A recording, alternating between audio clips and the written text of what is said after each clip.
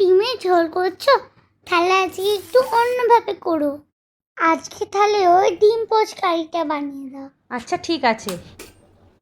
এখানে গ্যাসের মধ্যে আমি একটা তড়কা প্যান বসিয়ে দিয়েছি।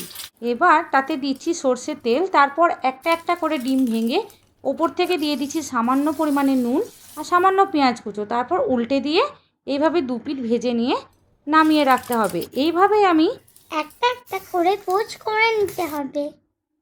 এখানে আমি মোট 4টে ডিমের পোচ বানিয়েছি, হয়ে গেছে। এবার গ্যাসে আবারও একটা কড়াই বসিয়ে দিচ্ছি। সর্ষের তেল দিয়ে সর্ষের তেলটা এদিকে একটু গরম হতে থাক, অন্যদিকে একটা পেস্ট তৈরি করে নিচ্ছি। দুটো ছোট সাইজের পেঁয়াজকে আমি টুকরো করে নিয়েছি, দুটো শুকনো লঙ্কা, দুটো কাঁচা লঙ্কা, কয়েক কোয়া রসুন আর সামান্য আদা দিয়ে একটা পেস্ট এখানে তৈরি করে নেব। এবার তেলের মধ্যে পেস্টটা দিয়ে নেড়ে নিতে হবে। দুটো টমেটো পেস্ট করে নিয়েছি, সেটাও এখানে দিয়ে দেবো।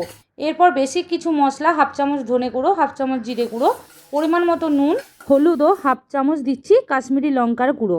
তারপর নেড়ে চেড়ে দিয়ে দিতে হবে হাফ চামচের মতো কসুরি মেথি। এবার মশলাটাকে ভালো করে কষিয়ে নিতে হবে। মশলার থেকে কাঁচা গন্ধটা চলে গেলে দিয়ে দেবো মশলা ধোয়া খানিকটা জল, তারপর আরও কিছুটা জল অ্যাড করে দিয়ে দিতে হবে তৈরি করে রাখা পোচগুলো। তারপর ওপর থেকে ধনেপাতা ছড়িয়ে একটু ফুটিয়ে নামিয়ে নিন আর গরম গরম ভাতের সাথে পরিবেশন করুন। ডিমের এই রেসিপিটা কিন্তু রুটি দিয়ে খেতেও ভীষণ ভালো লাগে। এইভাবে একবার আপনারা ডিমের পোচকারিটা বানিয়ে দেখতে পারেন, আশা করছি সকলের ভীষণ পছন্দ হবে। উমা, তোমার রান্না কি হয়ে গেছে? আমি বাইরে থেকেই গন্ধ শুনে বুঝে গেছি। দেখা হচ্ছে তাহলে অন্য ভিডিওতে। আজকে টাটা।